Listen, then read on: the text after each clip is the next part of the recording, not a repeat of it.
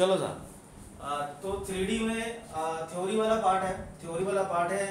तो थ्योरी काफ़ी लंबी जाएगी, तो पहले आराम से हम लोग थ्योरी समझ लें। और क्योंकि थ्योरी एक बार 2-4 पॉइंट आपके इंपॉर्टेंट है वो समझ में आ गए, तो फिर ये आपका प्लेन 3D चल रहा है अपना, और 3D में हमने लाइन कंप्लीट कर लिया, दूसरा कौन सा कर रहे हैं, प्लेन कर रहे हैं। तो प्लेन वाला टॉपिक जो हमारे पास है वो हम समझते हैं पहले क्या होता है। ये 3D में तो ये एक्सिस हमारे पास अवश्य रहेगा, 3D में हमारे पास में एक्सिस है, और 3D में एक्सिस के बाद में ये हमारे पास में दिस इज द ओरिजिन। अब ओरिजिन के बाद में क्या समझो आप कि 3D में आपका प्लेन का मतलब क्या होगा। आप समझो इस चीज को, हमारे पास ये सर्कल होता है, ये पैराबोला होता है, दिस इज अ एलिप्स। इन सबका अपना अपना एक पाथ होता है, एक रास्ता होता है। इसकी इक्वेशन होती है x² + y² = 16। इसकी इक्वेशन होती है y का स्क्वायर, ये x के सिमेट्रिक है, सॉरी x का स्क्वायर = 4y। इसकी इक्वेशन भी कुछ ना कुछ होगी। तो हर एक पाथ की अपनी क्या होती थी, एक इक्वेशन होती थी। वैसे भी लाइन की इक्वेशन हमारे पास भी थी, हमने लाइन वाला पार्ट कंप्लीट किया। तो सिमिलरली हमारे पास में क्या, ये प्लेन है। प्लेन का मतलब क्या होगा, दिस इज अ प्लेन। ये एक प्लेन है, जो प्लेन हवा में आपका उड़ रहा है। और एक समझ लो आप, एक पेज का पन्ना हो गया, A4 शीट का पन्ना हो गया, जो हवा में आपका उड़ रहा है। और हवा में उड़ रहा है तो इसका भी कुछ ना कुछ एक रिप्रेजेंट करने का तरीका होगा, इसका एक पाथ होगा, और वो प्लेन की जो इक्वेशन है वो हमें सीखनी है। तो हम क्या कर रहे हैं, हम एक 3D एक हवा में स्पेस में हमने एक प्लेन ले लिया। प्लेन मतलब एक आप समझ लो पतंग समझ लो, और जिस तरह से पतंग को कंट्रोल करने के लिए क्या होता है, धागा, वैसे ही क्या करना पड़ेगा, इस प्लेन को कंट्रोल करने के लिए आपको लेना पड़ेगा एक लाइन, जो क्या होगी, इसके परपेंडिकुलर होगी। तो ये जो हमने लाइन ली है, ये हमारे पास में पतंग की है door, this is a string, जो क्या करती है, इस काइट को क्या करती है, कंट्रोल। बेसिकली ये काइट हमारे पास में क्या हो गया, प्लेन, और स्ट्रिंग जो हमारे पास में होता है, जो कहां से आता है, फ्रॉम द ओरिजिन। यदि ओरिजिन से हमने यहाँ पर हमारा हाथ है, हमने पकड़ रखा है, तो हम क्या करेंगे, प्लेन को धागे से कंट्रोल करेंगे। उसी तरह से क्या होगा, ये जो लाइन, धागा मतलब मैं समझाने के लिए बता रहा हूँ, वैसे इस लाइन को, ये जो मेरे पास में लाइन है which is perpendicular, which is drawn perpendicular from the, which is drawn perpendicular from the origin। यदि मैं ओरिजिन से प्लेन पर एक लाइन ड्रॉ करता हूं परपेंडिकुलर, तो इसी चीज को हम लोग बोलते हैं नॉर्मल। तो ये नॉर्मल सबसे इंपॉर्टेंट पॉइंट है प्लेन में समझने के लिए। आपको यदि प्लेन को समझना है तो आपको समझना पड़ेगा व्हाट इज नॉर्मल। लिखो डेफिनेशन नॉर्मल की। नॉर्मल क्या होता है, ये सबसे इंपॉर्टेंट पॉइंट है, इसलिए इसको मैं लिखवा रहा हूं। आपको यदि प्लेन को समझना है तो आपको प्लेन के नॉर्मल को अच्छे से समझना पड़ेगा कि नॉर्मल चीज क्या होती है। तो डेफिनेशन बोल रहा हूं मैं, normal is a perpendicular drawn, वही है, perpendicular drawn from the origin to the plane, normal जो होता है ओरिजिन से प्लेन पर ड्रॉ किया गया जो परपेंडिकुलर लाइन है, मतलब जो धागा है, उसे हम क्या बोलते हैं, नॉर्मल बोलते हैं। ये नॉर्मल हो गया। अब नॉर्मल, हालांकि जो नॉर्मल है ये है तो एक लाइन ना। अब हमारे पास में लाइन की बात करते थे, तो ये लाइन की हमारे पास इक्वेशन हमने सीखा, x - x1/a = y - y1/b और z - का z1/c। ये व्हाट इज ABC, हमारे पास में जो a, b, c था वो क्या थे, direction ratio of a line. तो लाइन के, अब लाइन को कंट्रोल कौन करता है, अल्फा बीटा गामा, और अल्फा बीटा गामा मतलब कौन सा हो गया, एलिमेंट या फिर ABC, एक ही बात है। तो लाइन को कंट्रोल करने के लिए हम क्या लेंगे, हर लाइन का अपना एक डायरेक्शन रेशियो या डायरेक्शन कोसाइन होता है। तो क्या ये लाइन है, ये बदनसीब थोड़ी, इसका भी तो होगा, इसका भी नॉर्मल यदि है, ये लाइन है तो इसका भी क्या होगा, डायरेक्शन रेशियो होगा, डायरेक्शन कोसाइन होगा। मगर जो इसका डायरेक्शन रेशियो होता है उसको हम रिप्रेजेंट करते हैं, डायरेक्शन रेशियो ऑफ जो नॉर्मल हमारे पास में होता है is represented by capital ABC। अंतर क्या हुआ कि जब वो लाइन के फॉर्म में था तो हम स्मॉल ABC यूज करते थे, मगर अब वही लाइन जो है वो किस में आ गया आपका, वो प्लेन का नॉर्मल बन गया है, तो अब हम उसको क्या यूज करेंगे, कैपिटल ABC। तो डिफरेंस है। आप यदि कैपिटल एबीसी देखोगे कहीं पर तो इसका मतलब ये भी डायरेक्शन रेशियो है, मगर प्लेन के नॉर्मल के डायरेक्शन रेशियो है। तो यदि इतनी बात हमें समझ में आ गई हो तो हम क्या करते हैं, प्लेन की, अच्छा लाइन में क्या था, दो फॉर्म्स थे और दो फॉर्मूला थे। अब प्लेन में भी हमारे पास में फॉर्म्स होंगी, तो प्लेन में हमारे पास में 6 फॉर्म्स आएंगी और 3 फॉर्मूले आएंगे। तो हम क्या कर रहे हैं, वन बाय वन सारी फॉर्म एक बार लिखना शुरू करते हैं। अच्छा यहाँ भी सेम मामला चलेगा, कार्टेशियन और वेक्टर वाला। तो पहले वेक्टर वाला लिखते हैं, साथ में कार्टेशियन भी देखेंगे। चलिए स्टार्ट करते हैं। पहला point, equation of plane. Equation of plane,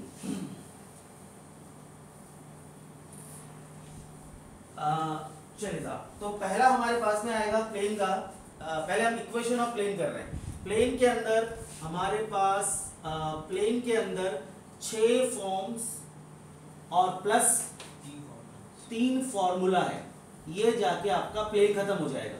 और लाइन में क्या था, 2 फॉर्म्स और 2 फॉर्मूला। यहाँ पे 6 फॉर्म्स और 3 फॉर्मूला हमारे पास होता है। चलिए आगे ये लिख लेना भैया। अब मैं क्या लिख रहा हूँ, अब मैं लिख रहा हूँ पहला हमारे पास में आएगा standard form of plane. Plane का हमारे पास स्टैंडर्ड फॉर्म।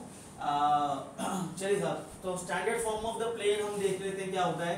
तो this will be ax plus by plus cz plus d equal to 0 where a comma b comma c are the direction ratio of normal to the plane। ये सारा note करना है, ध्यान रखना, ये सारा लिखना है, ये सारा का सारा आपको लिखना है।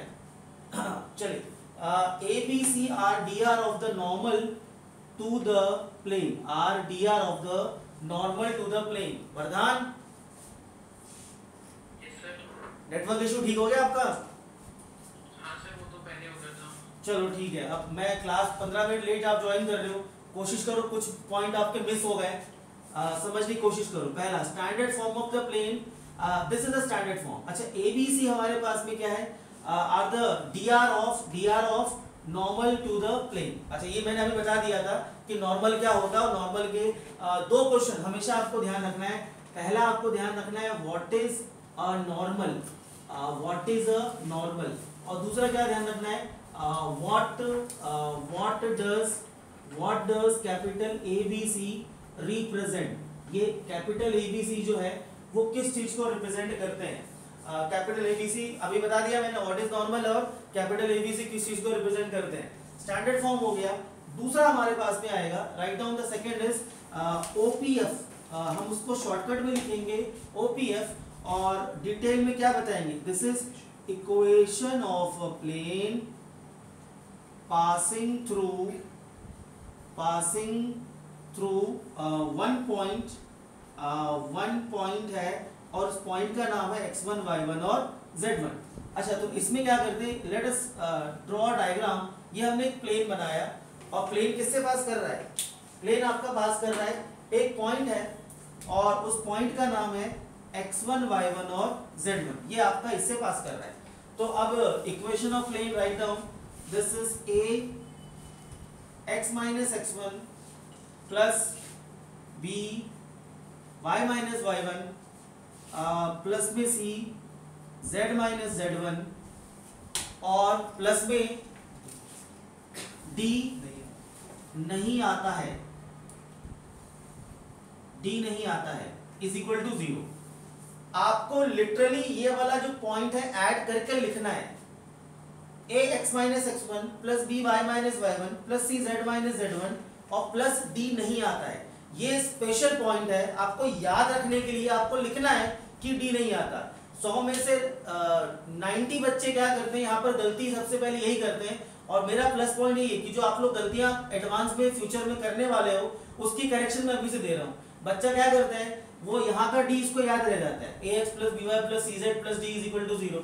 वो जो उसमें क्या करता है, वो यहाँ भी a बोले a आया, b आया, c आया, बोले d भी लगा ही दो फिर, तो यहाँ पर d नहीं आता। ये ध्यान रखना, इससे स्पेशल यहाँ पर बच्चे गलती करते हैं, तो ये बहुत इंपॉर्टेंट पॉइंट है। One point form, sorry standard form आपके पास हो गया, दिस इज स्टैंडर्ड फॉर्म। ये आपके पास में निकल गया कौन सा वाला आपका, दिस इज आपका वन पॉइंट फॉर्म। ये 2 फॉर्म हो गया। तीसरा, अच्छा इसका मैं बोले वेक्टर वाला पार्ट अभी हम नहीं ले रहे हैं, हाँ नहीं ले रहे वेक्टर वाला पार्ट। पहली बात वेक्टर वाला पार्ट इतना ज़्यादा यूजफुल नहीं है, फर्स्ट थिंग। और दूसरी बात ये कि वेक्टर में यदि हमारे पास में जो इक्वेशन होती है स्टैंडर्ड फॉर्म में वो होती r vector dot n cap is equal to d. ये एक छोटी सी इक्वेशन होती है यदि आपको वेक्टर में देगा तो मैं इसके अंदर वेक्टर में जाऊंगा ही नहीं। ये आपका स्टैंडर्ड फॉर्म आपका यहाँ पे हो गया, ये वेक्टर का आपका स्टैंडर्ड फॉर्म हो गया। तो हम क्या कर रहे हैं, इसका नो यूज, इसका कोई हम यूज नहीं करेंगे। वी विल कन्वर्ट, हम क्या करेंगे, हम इसको कन्वर्ट कर लेंगे किसमें, कार्टेशियन के अंदर। और हम सारी डीलिंग कैसी करेंगे, कार्टेशियन वाली करेंगे। तो इससे एक फायदा होगा कि आपको वेक्टर के फॉर्मूले याद करने की जरूरत नहीं पड़ेगी। और ऐसा 3D में कभी कोई क्वेश्चन नहीं आता कि जहां पर क्वेश्चन आपका वेक्टर में दिया हो और आपको बोलो कि नहीं वेक्टर वाले मेथड से ही करो। ऐसा कोई कंपल्शन नहीं है। आप क्या कर सकते हैं, वेक्टर में दिया हो आप उसको कार्टेशियन में चेंज करके आप कार्टेशियन की थ्योरी लगा के सॉल्व कर लो और आंसर दोबारा उसको कन्वर्ट कर दो वेक्टर में। तो कम से कम ये होगा हम एक टाइप की थ्योरी याद करेंगे, ठीक है, हमें दो थ्योरी याद नहीं करनी है। तो कन्वर्ट करना मैं बाद में सिखाऊंगा, मगर वेक्टर का यूज हम लोग नहीं करेंगे। पहला कौन सा फॉर्म हो गया मेरे पास, पहला हो गया स्टैंडर्ड फॉर्म, दूसरा हो गया ओपीएफ। अच्छा, अब इसके बाद में 1 पॉइंट फॉर्म के बाद में 2 पॉइंट फॉर्म नहीं आता, ये भी इसका प्लेन का पंगा है। प्लेन का हमारे पास में जो तीसरा पॉइंट है वो होता है 3 point form, TPF, 3 point form. तो लिख लो भैया 3 पॉइंट फॉर्म। तो इसमें लिखेंगे equation of plane, equation of plane, this will be passing through 3 non-collinear point, 3 non-collinear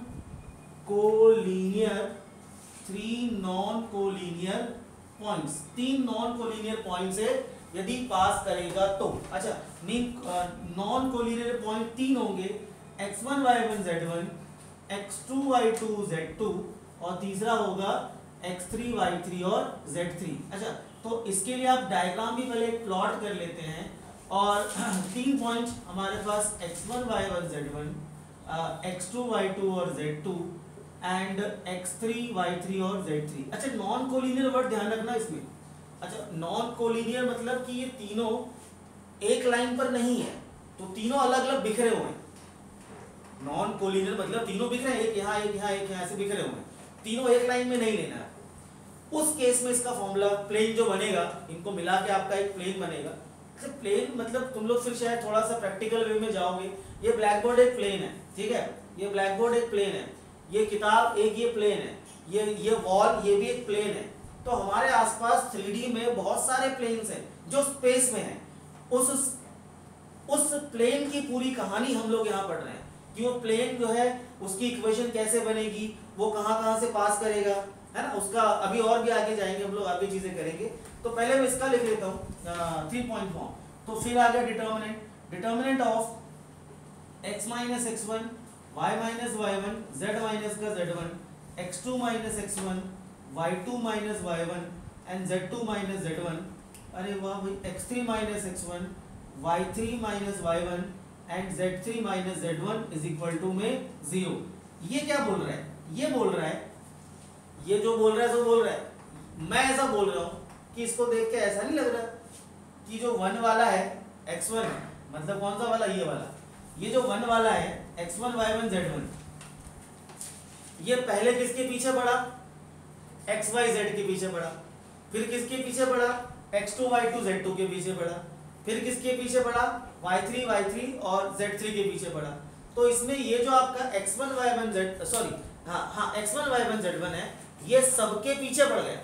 मतलब पहले x minus x1, y minus y1, z minus z1, उसके बाद किसके पीछे पड़ा, ये x2 minus x1, y2 minus y1, z2 minus z1, x3 minus x1, y3 minus y1, z3 minus z1। अभी तक 3 फॉर्म हमने करे। अच्छा, इसको सॉल्व करके जो आएगा that will be our equation, जो हमारे पास इस फॉर्म में इस तरह से दिखेगी। ये आपका जो आंसर आएगा इस फॉर्मेट में आएगा, आपको सॉल्व करके ऐसा दिखेगा।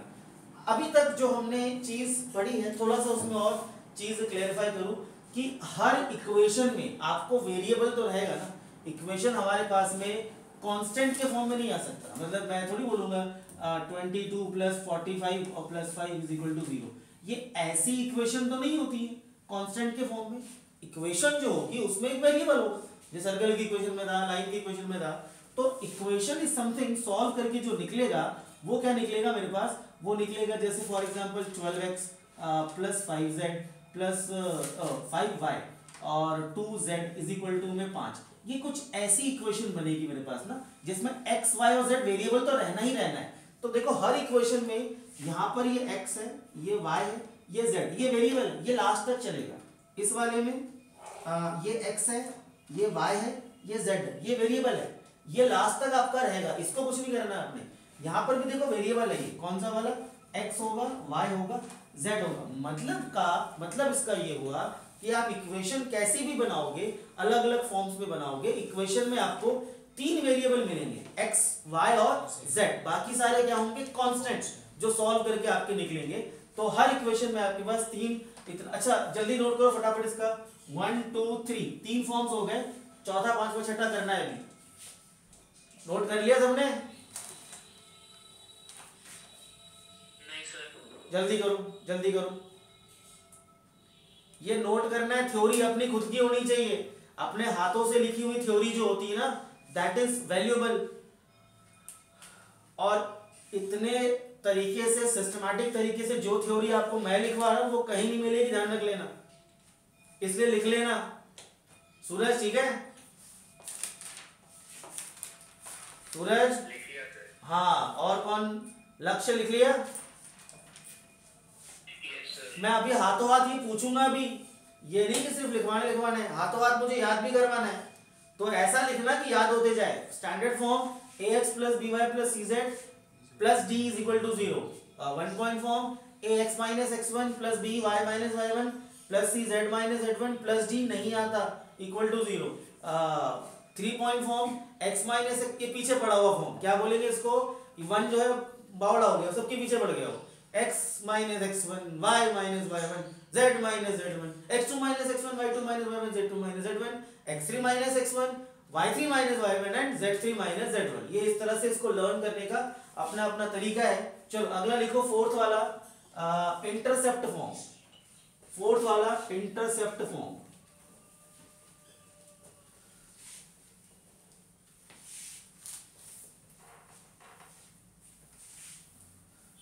वरदान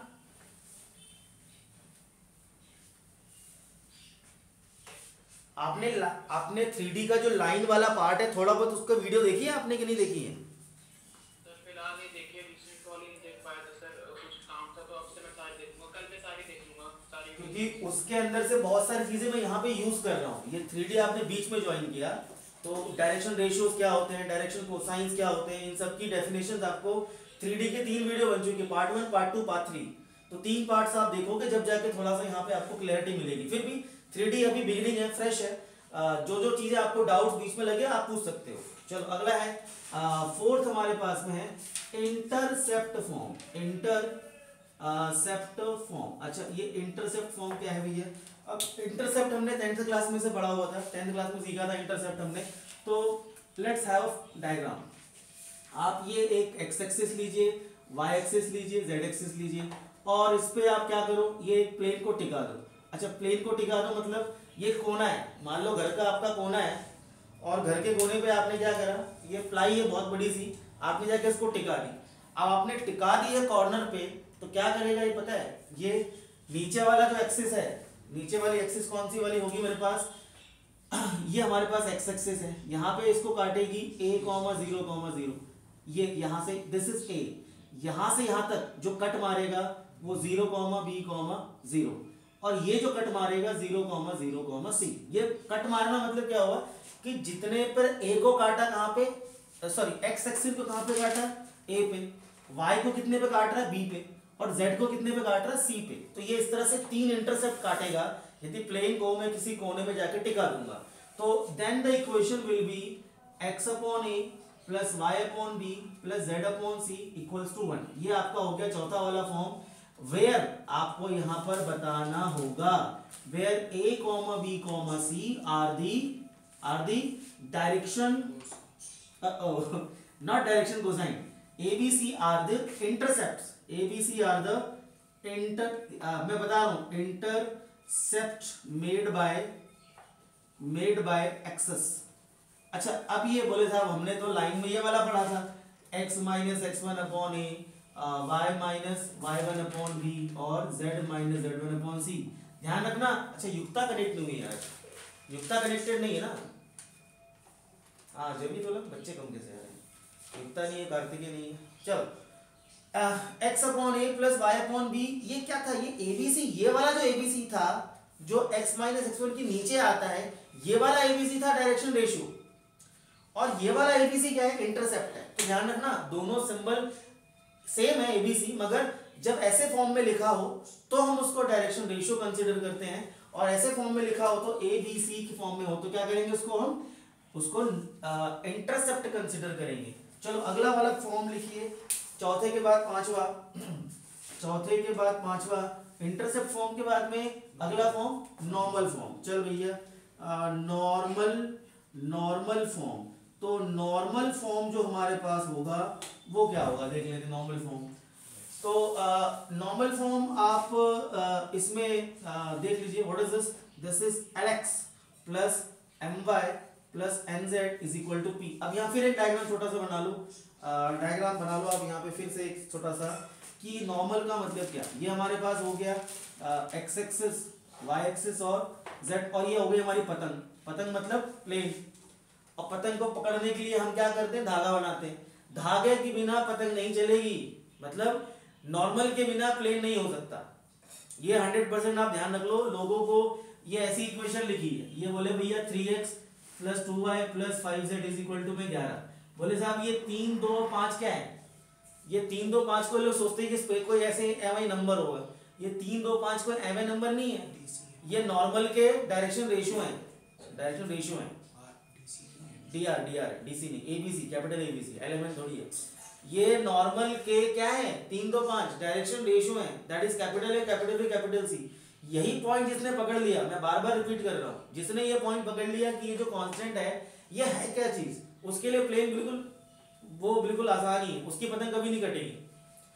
और जिसको ये समझ में नहीं आया उसकी पतंग कट गई, मतलब उसका प्लेन गया। तो ध्यान रखना भैया। अच्छा उसी तरह से हमें क्या चाहिए, नॉर्मल तो चाहिए ही चाहिए, नॉर्मल के बिना काम चलना नहीं है। ये हो गया नॉर्मल। नॉर्मल कहां से, normal is a perpendicular drawn from the origin.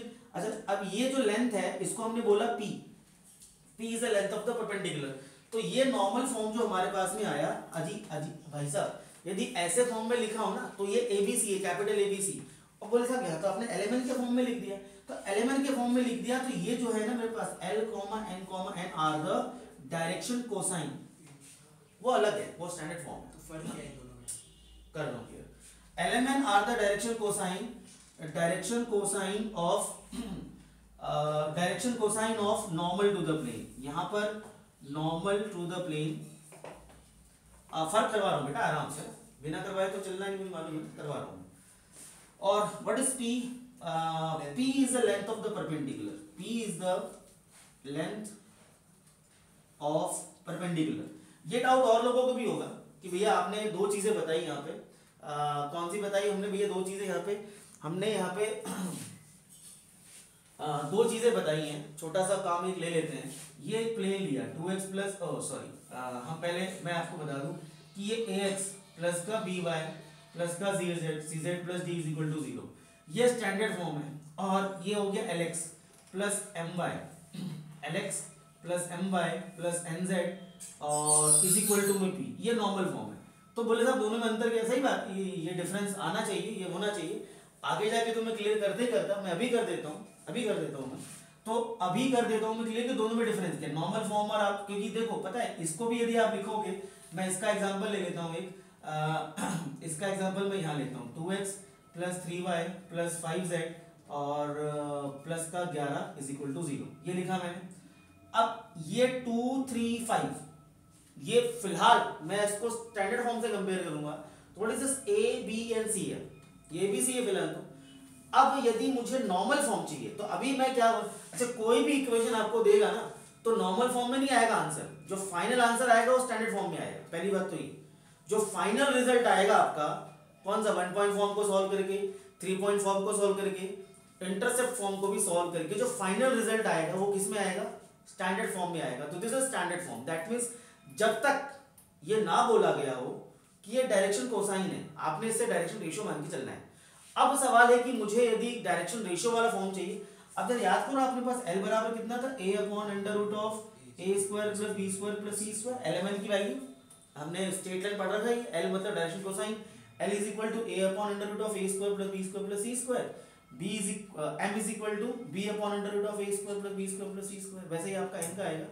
तो मैं इसी इक्वेशन को यदि मैं क्या कर दूं, ये a का स्क्वायर कितना हो गया 4, 3 का स्क्वायर कितना हो गया 9, 5 का स्क्वायर 25, 25 और 4 29, 29 और 9 38। अब यदि मैं पूरे को डिवाइड कर दूं रूट 38 x और plus 3 upon root 38 y plus 5 upon में रूट 38 z और is equal to -11 upon root 38। अब ये कौन सी फॉर्म में आ चुका है, अब ये नॉर्मल फॉर्म में आ चुका है। कैसे? बिकॉज ये क्या था a, डिवाइड किससे किया मैंने, under root of a square plus b square plus c square, और a upon under root of b square c square मतलब क्या निकल गया आपका l। ये a है, किससे डिवाइड किया मैंने, under root of a square plus b square plus c square, तो क्या निकला मेरे पास l। ये क्या निकला मेरे पास m, that is cos beta, और ये क्या निकला मेरे पास, दिस इज n। तो क्या बन गया, ये lx plus my plus nz, और ये क्या निकल गया मेरे पास, this is the length of the perpendicular. कई बार ऐसा होता है, अभी हालांकि क्वेश्चंस हम जब करेंगे तो बड़े अच्छे से खुल के करेंगे, अभी तो आपने पूछ लिया तो मैंने बता दिया कि दोनों। तो किसी भी फॉर्म को आप यदि उठाते हो, सॉल्व करते हो, आंसर जो आपका होगा वो इस फॉर्म में होगा, एबीसी वाले फॉर्म में होगा। और आपको बोला जाए कि भैया उसका लेंथ ऑफ द परपेंडिकुलर निकालो या एलिमेंट निकालो, तो आपको ये डिवाइड किससे करना पड़ेगा, a square plus b square plus c square से। तो अब किस में आ गया वो, अब आ गया lx plus my plus z equal to p के फॉर्म। ठीक है, अच्छा ये छोटा सा पॉइंट बाद में अभी और इसको डिस्कस करेंगे। इस पर 1 मार्कर का क्वेश्चन आता है, कन्वर्ट करके बोले भैया ये इक्वेशन दे दी, बोले what is the length of the perpendicular या what is the length of the normal, तो डिवाइड कर दो, ये आपका आंसर निकला। The length of the normal आप डायरेक्टली यहां से निकाल सकते हो। बट फिलहाल अभी देखते हैं, अभी हम क्या कर रहे हैं, हमारे पास कितने फॉर्म हो गए, ये हो गया चौथा, और एक और कौन सा हो गया मेरे पास, ये पांचवा नॉर्मल फॉर्म। इसको कैसे याद करेंगे भैया, एलेक्सा होता है ना घरों में एलेक्सा, तो वही एलेक्सा का ये क्या हो गया, एलेक्स है। एलेक्सा को आप जेंडर वाइज समझो यदि, तो ये एलेक्स है और वो एलेक्सा है, तो एलेक्सा का प्लूरल वर्जन नहीं क्या, मस्कुलाइन वर्जन आपका कौन सा हो गया, lx plus my plus nz is equal to p। याद करने के लिए बार बार उसको रिपीट करोगे तो आपका वो याद होगा। चलो एक बार जरा यहां तक पूछ लेता हूं, कौन बोलेगा रिपीट करेगा यहां तक,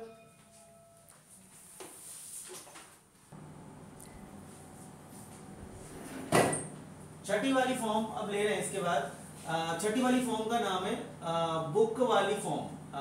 बुक वाली फॉर्म, अब बुक वाली फॉर्म क्या होती है, तो बुक वाली फॉर्म सबसे इंपॉर्टेंट, इसमें ब्रैकेट में लिख लो भैया 5 मार्कर। अच्छा 5 मार्कर क्यों, 6 नंबर का बोर्ड ने हटा दिया है, ये भी कोविड-19 के इफेक्ट्स हैं कि 6 मार्कर का उन्होंने हटा दिया, तो अब 5 मार्कर के क्वेश्चंस होंगे। So sad. चलो तो 5 मार्कर का क्वेश्चन आपके पास आएगा तो इसी में से आएगा। अच्छा ये हमने ये कुछ एक ऐसा कोई चीज बनाई, अभी ये फिगर समझ में नहीं आया होगा, अभी मैंने एक और ये ऐसा बनाया, अभी आपके पास ये ऐसा कुछ समझ में आया, खुली हुई किताब दिख रहा है ऐसा, रामायण गीता ऐसे खुली हुई है, किताब रखी हुई है, ये किताब रखी हुई है। अच्छा अब ये दोनों किताब जहां पर मिल रही है, जो पन्ने, जो 2 पेज जहां पे मिल रहे हैं, यहां से हमने एक लाइन ड्रॉ करी, एक लाइन हमने ड्रॉ की, और इस लाइन का जो नाम है वो है लाइन ऑफ कंट्रोल, नहीं LOI, line of intersection, LOI। ये लाइन ऑफ कंट्रोल नहीं है, ये लाइन ऑफ इंटरसेक्शन है, जहां पर दोनों पेज मिलते हैं। लाइन ऑफ इंटरसेक्शन से यदि मैं ऐसा बताऊं आपको, इस लाइन ऑफ इंटरसेक्शन से एक पन्ना और गुजर रहा है, एक पेज या एक प्लेन या एक पतंग, एक आपके पास और हमने ऐसा कुछ ले लिया जो यहाँ उसी जगह से निकल रहा है। ठीक है, तो कुल मिला के यहाँ कितने प्लेन हो गए, 3 प्लेन। अब दिख रहा है खुली हुई किताब के अंदर एक पन्ना है आपके पास, हमने इसका नाम रख लिया P1, इसका नाम रख लिया हमने P2। P1 आपको देगा this is AX1 B1Y plus C1Z और plus d1 equal to 0। P2 भी आपके पास देगा a2x plus b2y plus c2z plus d2 बराबर 0, ये भी आपको देगा। तो बोलेगा क्या, बोलेगा find the equation of plane, find the equation of plane passing through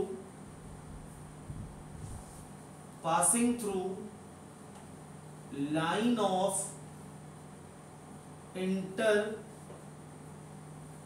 of intersection of P1 and P2। Find की जगह हम सीधे बोल दें यहां से equation of plane passing through line of intersection of P1 and P2 is, वो क्या होगी। तो भैया वो क्या होगी, तो वो एक फॉर्म है, वो एक फॉर्मेट है, जैसे आपने स्टैंडर्ड फॉर्म था 1 पॉइंट फॉर्म था, वैसे 1 पॉइंट फॉर्म में equation of plane passing through 1 point, 3 form में equation of passing plane passing through 3 point. तो ये बुक वाली फॉर्म में क्या, equation of plane passing through line of intersection of 2 plane, मतलब 2 प्लेन ऑलरेडी हैं, उसके इंटरसेक्शन से तीसरा प्लेन एक और निकल रहा है, उसकी इक्वेशन मैं आपके सामने प्रस्तुत करता हूं, जरा गौर फरमाइएगा। P3, अच्छा व्हाट इज P3, मतलब थर्ड प्लेन लिखना है मुझे, P1 P2 नहीं निकालना है, थर्ड प्लेन निकालना है। This is equation of P1 plus lambda equation of P2 equal 0, equation of P1 plus lambda equation of P2। इसी चीज को हम ऐसा भी लिख सकते हैं, कैसा लिख सकते हैं इसी चीज को हम लोग, a1x plus b1y plus c1z plus d1 plus lambda a2x plus b2y plus c2z और plus d2 is equal to 0। एक ही बात है, मतलब क्या हुआ, आपने जस्ट यहाँ पर वैल्यूज डाल दी, किसकी, P1 की, फर्स्ट वाला प्लेन और सेकंड वाला प्लेन डाल दिया, ये आंसर आ गया आपका, ये आपका थर्ड वाला प्लेन निकल गया। तो ये सबसे इंपॉर्टेंट अभी तक जितना आपने किया, वो 2 पॉइंट फॉर्म हो चाहे 3 पॉइंट फॉर्म हो या नॉर्मल फॉर्म हो, उसके क्वेश्चन हार्डली 1 मार्कर या 2 मार्कर के बनेंगे। नॉर्मल फॉर्म का, इंटरसेप्ट फॉर्म का, 3 पॉइंट फॉर्म का हार्डली 1 मार्कर या 2 मार्कर बनेगा, इसका बनेगा सीधे 5 का डायरेक्ट। तो 5 मार्कर में ये वाला फॉर्म, और इस वाले हमारे पास जो फॉर्म है इसके 5 केस होते हैं। राइट डाउन केस 1, इसी के अंदर 5 केस होंगे। Case 1 write down passing through a point. दूसरा case 2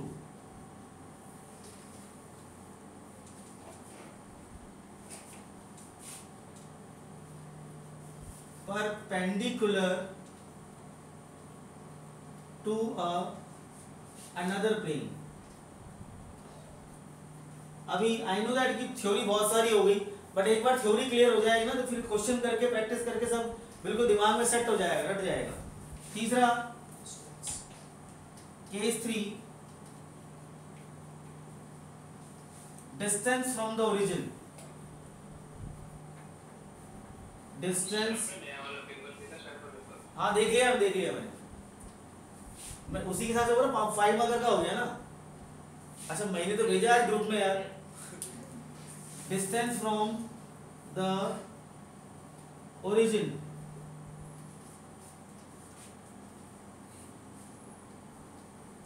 case number 4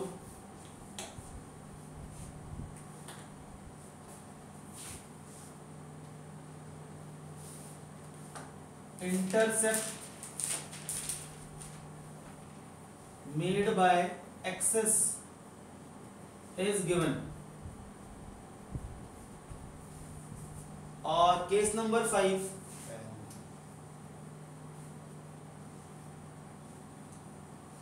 parallel to a given plane। ये हमारे पास जो हिसाब किताब है 6 केस का। अब इसमें मैंने क्या करा, इसमें मैंने ये नहीं बताया, क्या नहीं बताया, ये किसके बारे में, पासिंग थ्रू गिवन पॉइंट कौन, परपेंडिकुलर टू अनदर प्लेन कौन, डिस्टेंस फ्रॉम द ओरिजिन 0 0 0 किसका, intercept made by the axis in the is given किसका, parallel to a given plane, कौन? ये सारी बातें जो इसमें कौन और किसका है, ये सारी बातें किसके लिए हो रही है? इस मूवे के लिए, P3। ये जो है ना P3, ये सारी बातें P3 के लिए हो रही है। ये सारी बातें किसके लिए हो रही? P3 के लिए हो रही है। कि P3 क्या है? P3 का आपको यदि इक्वेशन निकालनी है प्लेन की, तो इस वाले फॉर्म में आपके पास एक तो ये दो प्लेन तो देगा, और साथ में इन 5 केसेस में से कोई एक केस आपको देगा। तो इस तरह से मिला के आपका क्वेश्चन लग रहा होगा बहुत बड़ा है, ऐसा बड़ा नहीं है। हर टाइप के हम 3-3 क्वेश्चन करेंगे, 3-3 क्वेश्चन करेंगे, तो ये आपको आराम से पूरा याद हो जाएगा, फॉर्मेट रट जाएगा, क्वेश्चन चुटकियों में निकलेंगे। अगला हमारे पास पार्ट है वो हम अगली क्लास में ही करेंगे। अभी यहाँ तक की थ्योरी कर लो, फिर अगली क्लास में थोड़ा सा और काम बाकी है। मतलब कितना फॉर्म तो होगा है ना, अब सिर्फ 3 फॉर्मूले हैं, तो 3 फॉर्मूले लेना है और उसके बाद में क्वेश्चन करना शुरू करना है। तो थ्योरी के नाम पे लगभग सारा खत्म, अब ज्यादा कुछ बचा नहीं है ना। नोट कर लो अच्छे से, और जिसका हो गया वो लीव करे, ईमानदारी से नोट करना बढ़िया तरीके से।